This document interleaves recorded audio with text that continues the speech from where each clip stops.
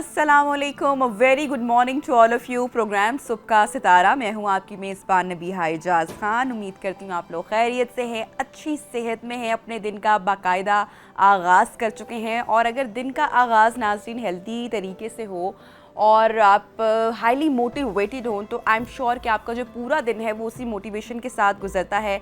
और health conscious होना बहुत ज़रूरी है। मैं समझती हूँ आज के दौर की बड़ी ज़रूरत है कि हम अपनी हेल्थ के बारे में कंसर्न शो करें, प्रैक्टिकली जो है उन चीज़ों को अपनाएं जो कि हम एक बेहतर लाइफस्टाइल की जानिब लेके जाती हैं। क्योंकि ये ऐसी ही कहावतें, बातें जो कि हम बचपन से सुनते आए ना, हमारी अम्मियाँ हमें बताती रही हैं कि सेहत जो है हज़ार नेमत है, तंदुरुस्ती हज़ार नेमत है, जान है तो जहान है। अच्छा, ये बातें आपको अपनी 20s में नहीं समझ में आती। जब आप बहुत यंग होते हैं, आपको लगता है कि आप अपनी लाइफ के बहुत पीक पे होते हो उस टाइम, चेहरा भी आपका, स्किन भी ग्लो कर रही होती है, बाल भी हेल्दी होती है, वेट लॉस भी जल्दी हो जाता है, वेट गेन भी जल्दी हो जाता है, इतना मुश्किल नहीं लगता। असल मसला कब होता है? जब आप अपने 30s में जाते हैं तो ये सारी चीज़ें आपको इतना चैलेंज बन के आपके सामने आती हैं कि हर चीज़ बहुत मुश्किल लगती है। लेकिन चीज़ों को रियलाइज़ करना, इस चीज़ को अपने आप को डेली बताया करें कि सेहत कितनी इम्पॉर्टेंट है। अल्लाह ताला की जो सबसे बड़ी ब्लेसिंग है, सबसे बड़ी जो नेमत है वो आपकी सेहत है। क्योंकि अगर सेहत नहीं है, तंदुरुस्ती नहीं है, तो ट्रस्ट मी, आपको जितनी मर्ज़ी नेमतें दुनिया की मिल जाएं, आपको वो अच्छी नहीं लगेंगी अगर आप सेहतमंद नहीं है। तो आज हम इसी हवाले से बात करेंगे, फ़िटनेस के हवाले से बात करेंगे कि लोग अपने गोल्स तो अचीव कर लेते हैं लेकिन उस जर्नी में वो कौन कौन सी ऐसी मिस्टेक्स कर लेते हैं। अच्छा, एक फिर बड़ा क्रेज़ आजकल हम देखते हैं यंगस्टर्स में, बच्चों में ख़ासकर, कि वो बॉडी बिल्डिंग की तरफ जा रही हैं। बड़ी अच्छी बात है, लेकिन उनका मकसद क्या फ़िटनेस है या फिर एक अच्छी बॉडी बनाना है, सिर्फ अच्छे क्लिक्स करना है? उसके पीछे क्या मंतक है, ज़रा इसको भी टच करेंगे। जो हमारे गेस्ट हैं आज, वो उनका तारुफ मैं करवाते चलूँ। जनाब, ये US सर्टिफाइड डाइटिशियन हैं, गोल्ड मेडलिस्ट भी हैं, बॉडी बिल्डर भी हैं, ट्रेनर भी हैं। ज़िशान महमूद हमारे साथ मौजूद हैं। इनसे आज हम फ़िटनेस के हवाले से बात करेंगे और बहुत सारी बातें जो कि आपके हवाले से हैं, जो मैं भी जानना चाहती हूँ। आज वो सवालात हम इनके सामने रखेंगे। अस्सलाम वालेकुम and a very good morning, कैसे हैं आप? वालेकुम अस्सलाम। First of all thank you so much, आपने ज्वाइन किया हमें आज के प्रोग्राम में। इस बड़े अहम मौजू पर बहुत बात होती है सोशल मीडिया पे, फ़िटनेस के हवाले से, वेट लॉस के हवाले से, ट्रेनिंग के हवाले से। तो दैट मीन्स कि ये एक अच्छी बात है कि लोगों में इस बात का ट्रेंड या अवेयरनेस आ रही है कि वो इस बारे में अब सोच रहे हैं। लेकिन जो लोग इस जर्नी में भी हैं वो फिर भी बहुत सारी गलतियाँ हो जाती हैं हम लोग।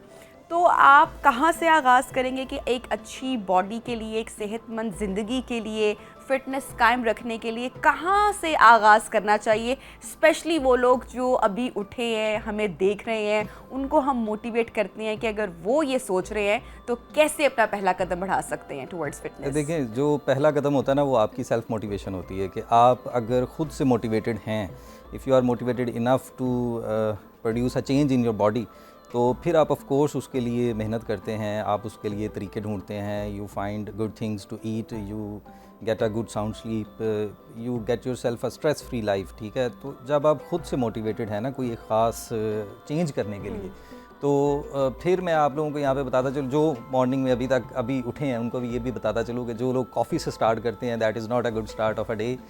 You should start your day from an electrolyte source. आप लेमन वाटर पी सकते हैं, आप सॉल्ट का इंटेक थोड़ा बहुत कर सकते हैं, that is a very good. जो लोग कॉफ़ी पीते हैं, there are some other issues in that, लेकिन जिनको आदत है कैफ़ीन इंटेक की तो वो करते हैं।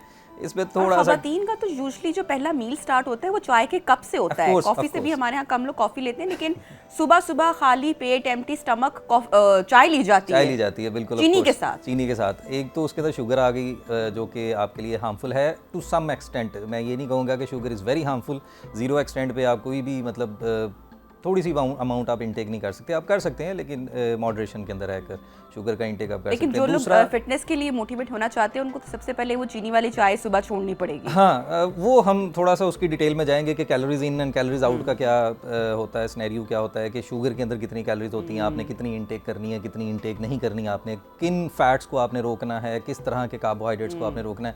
ये थोड़ा सा डिटेल में डिस्कशन आ जाती है। उसमें हम कैफ़ीन पे बात करें, कैफ़ीन का थोड़ा सा डायरेटिक इफेक्ट भी होता है कि सारी रात आप सोए हैं, आपने पानी का इंटेक नहीं किया, हाइड्रेशन स्टेटस आपकी बॉडी का जो है वो बिल्कुल थोड़ा हुआ है, माइनस में हुआ है इस टाइम, और आप कैफ़ीन का इंटेक करते हैं तो कैफ़ीन थोड़ा सा एक्सेलरेट कर देती है वाटर को एक्सक्रीट करना, निकालना, तो बॉडी के अंदर से थोड़ी सी डिहाइड्रेशन अच्छा आ ज़िशान, जाती है हमें इसके साथ। ये बताएं कि सबसे मेजर पॉइंट जब हम फिटनेस की बात करते हैं तो उसमें टाइमिंग्स का बड़ा इंपॉर्टेंट रोल है कि हम किस टाइम पे फिटनेस का, या आपका वो स्कूल ऑफ थॉट है कि नहीं एक्सरसाइज होनी चाहिए, फिटनेस के लिए थोड़ी सी तगो होनी चाहिए, अब दिन का कोई भी टाइम हो, लेकिन आप ये समझते हैं कि टाइम मैटर्स अ लॉट, कि आप अर्ली मॉर्निंग कर रहे हैं या फिर आप दोपहर के खाने के बाद जा रहे हैं, अक्सर लोग रात को सोने से पहले 9, 10, 11 बजे जिम भरे होते हैं, हम अक्सर देखते हैं, तो सही करेक्ट टाइम क्या है बॉडी के? हमारे इन्वायरमेंट के अंदर ना, पाकिस्तान के अंदर हम लोग एक्सरसाइज कर लें इतना ही बहुत है हमारे लिए।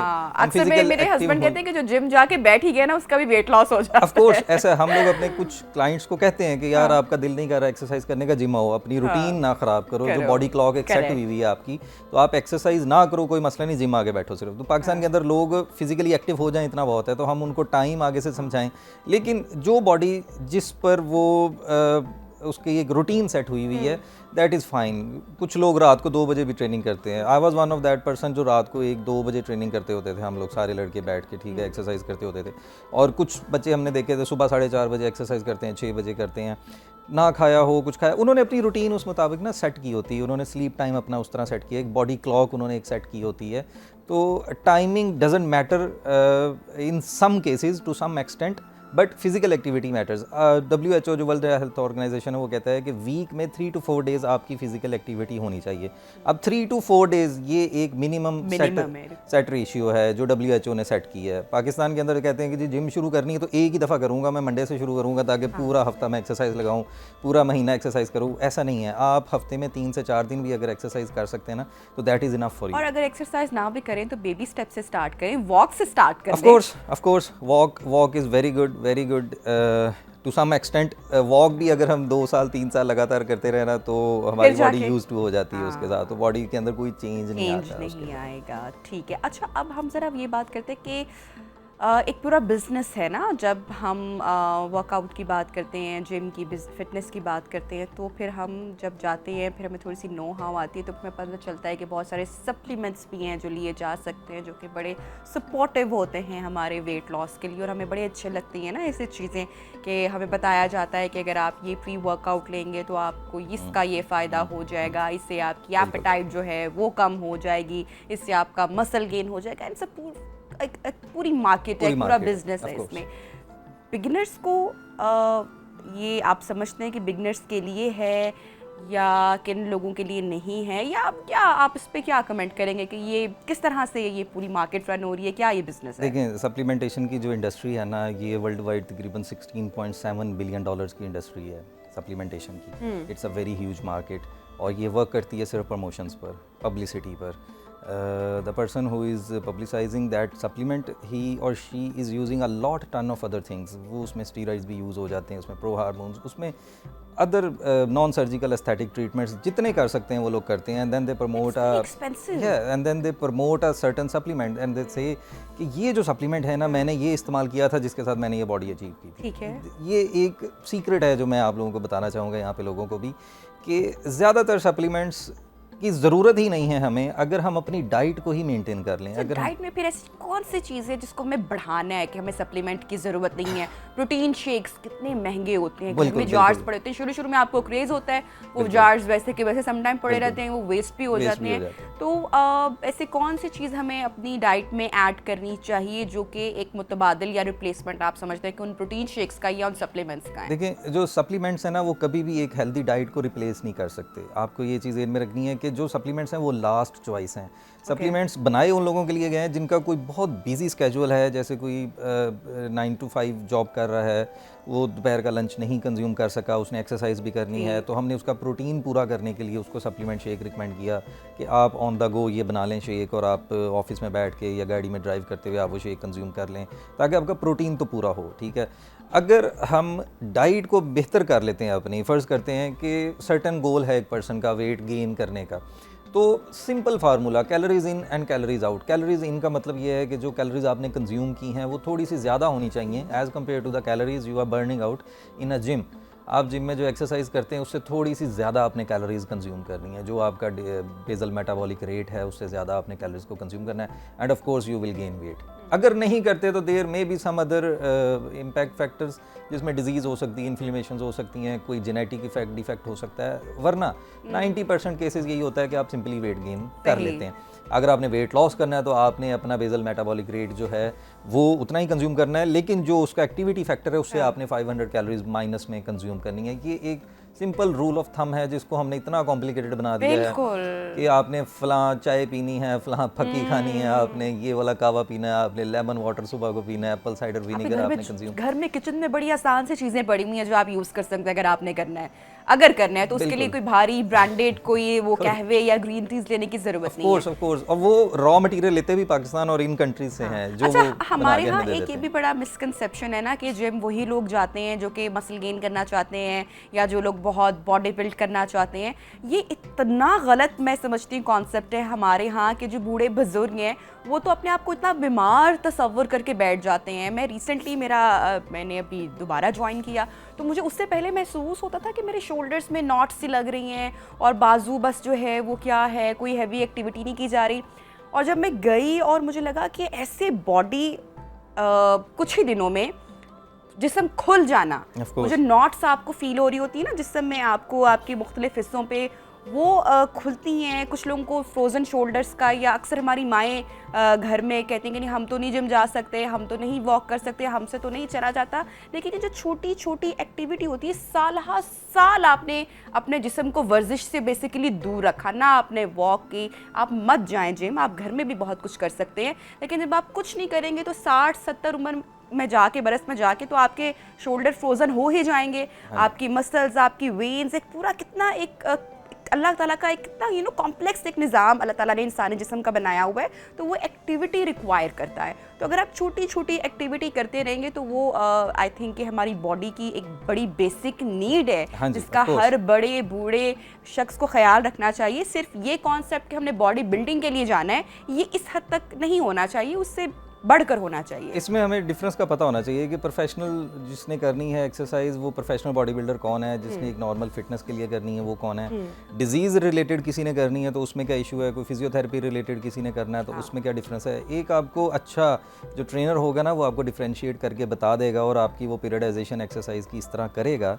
कि आपको उससे फ़ायदा होगा। वो आपने उसको जाके असेसमेंट वो आपकी करेगा, आप उसे बताएंगे कि मेरे शोल्डर्स में फ़लाँ जगह पे पेन है, या मेरे बाजू में पेन है, लेग्स में, नीज़ में पेन है, या मेरे से ये वाली स्ट्रेचिंग नहीं होती, मेरे जो रेंज ऑफ मोशन है, मसल का रोम जो है वो मेरा इतना ज़्यादा नहीं है, तो वो उसके मुताबिक पीरियडाइजेशन करेगा और वो वैरायटी ऐड करेगा आपकी एक्सरसाइज। और आप लोगों को भी वैरायटी ऐड करनी चाहिए। लोग सिर्फ कार्डियो करते हैं आके and they think they will lose fat, but cardio is not for fat loss, cardio is for your cardiovascular health। Energy भी ले जाएगा अगर आप एक बहुत हद से ज़्यादा आप कार्डियोवैस्कुलर एक्टिविटी करते हैं। अच्छा, कितनी देर के लिए होनी चाहिए वैसे? ये डिपेंड करती है। अगर तो आपकी fitness level person to person, of course उसकी फिटनेस लेवल क्या है, उसकी एज क्या है, उसके अंदर फैट परसेंटेज कितनी है, जेंडर क्या है, फीमेल मेल, और उसके बाद ये उसने डाइट क्या कंज्यूम की है, ये सारी चीज़ें मैटर करती हैं। उसके बाद हम कार्डियो बताते हैं। लेकिन बीटा ऑक्सीडेशन अगर हम कहें, फैट सेल्स की बर्निंग की जो रेट है वो कुछ स्टडीज़ कहती हैं कि 19 मिनट्स में स्टार्ट हो जाती है, कुछ कहती हैं कि 22 मिनट्स में स्टार्ट हो जाती है।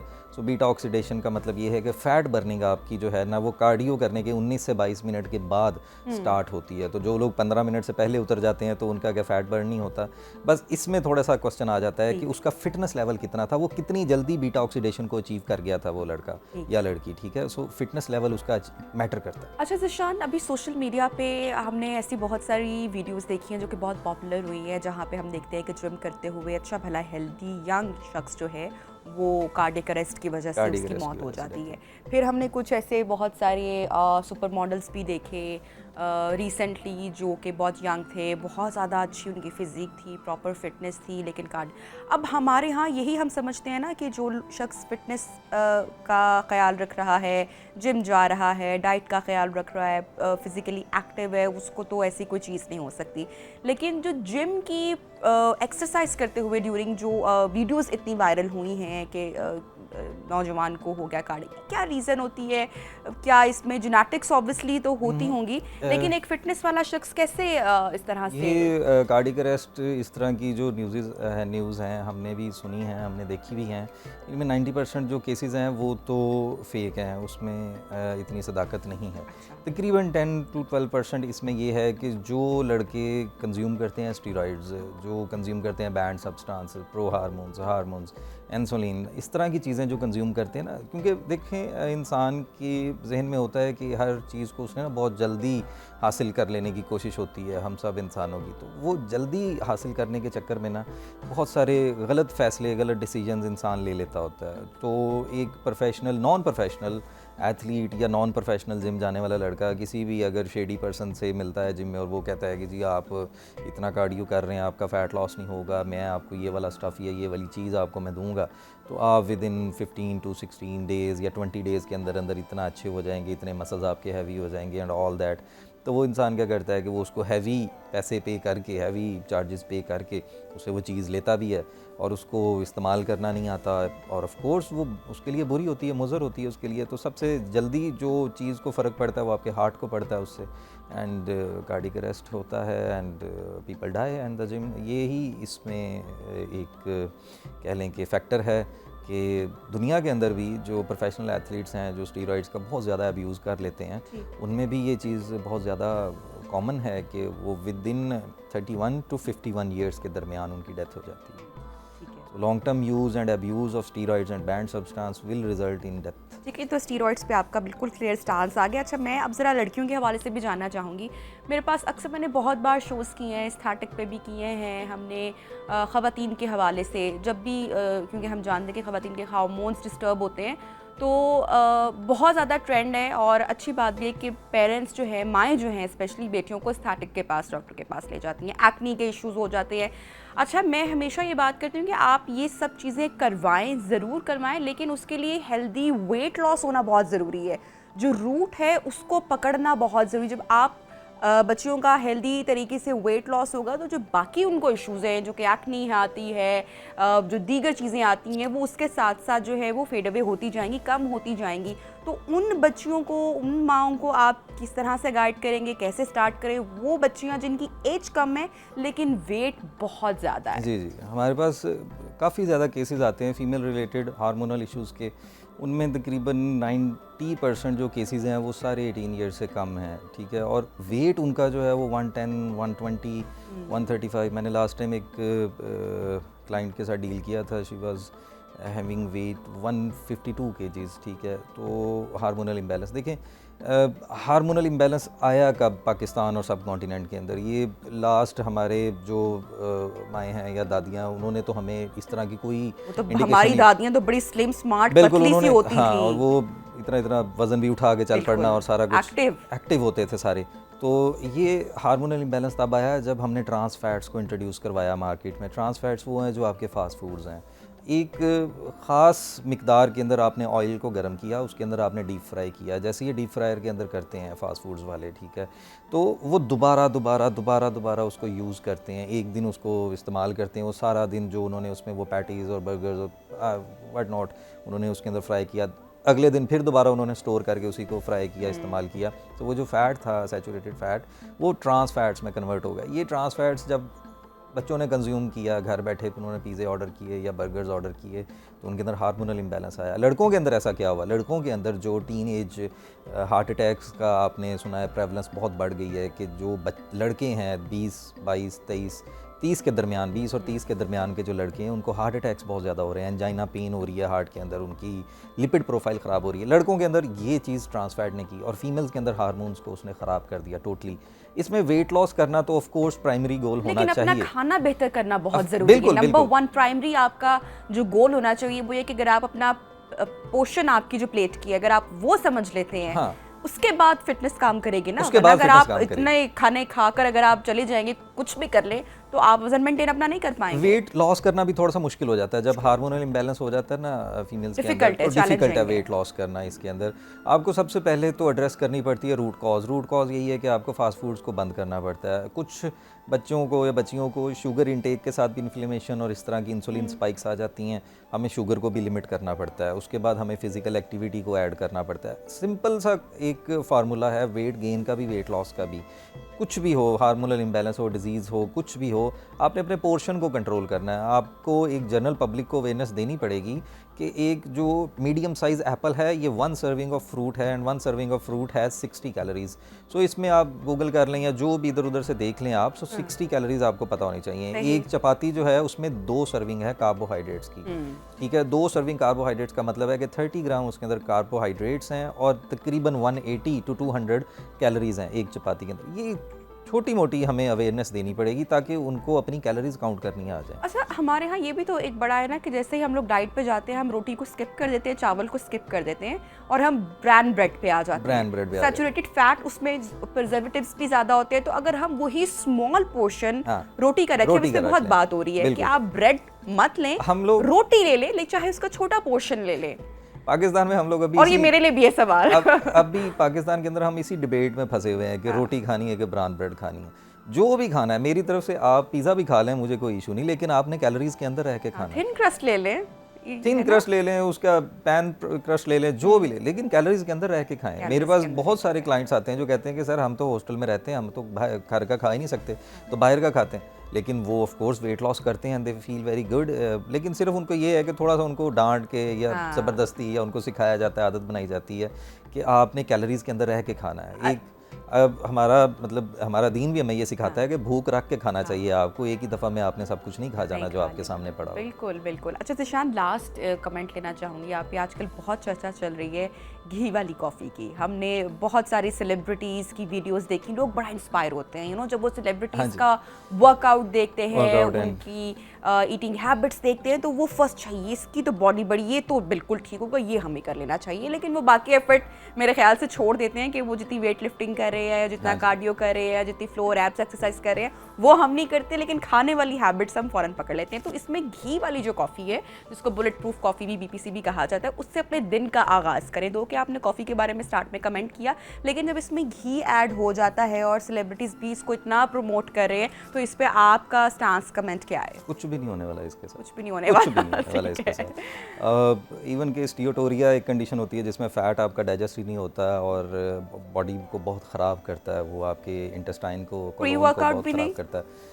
सो प्री वर्कआउट में घी वाली कॉफ़ी कुछ भी नहीं होने वाला, कुछ भी नहीं होने वाला। सिर्फ कैलोरीज थोड़ी सी बढ़ जाएंगी घी के साथ और कुछ भी नहीं होगा। ज़्यादातर ये होगा कि वो घी एब्जॉर्ब ही नहीं होगा आपके इंटेस्टाइन के अंदर। जो कॉफ़ी है ना उसके साथ वो थोड़ी सी आपकी गट मोटेलिटी को भी तेज़ कर देती है, तो वो फैट को एब्जॉर्ब होने का टाइम ही नहीं देगी, वो उसके साथ साथ पानी भी आपकी बॉडी का निकाल देगी। मेरे ख्याल से इसके साथ ही हमें हमारे नेक्स्ट शो का भी टॉपिक मिल गया, इसको ज़रूर इन डिटेल हम डिस्कस करेंगे हमारे नेक्स्ट प्रोग्राम में। Thank you so much Zeeshan साहब, आपने हमें ज्वाइन किया इन आवर प्रोग्राम और इतनी अच्छी टिप्स और बातें हमारे साथ शेयर की अबाउट फिटनेस। लेते हैं एक छोटी सी ब्रेक और ब्रेक के बाद प्रोग्राम के सिलसिले को बढ़ाएंगे आगे। कहीं मत जाइएगा, स्टे विद अस।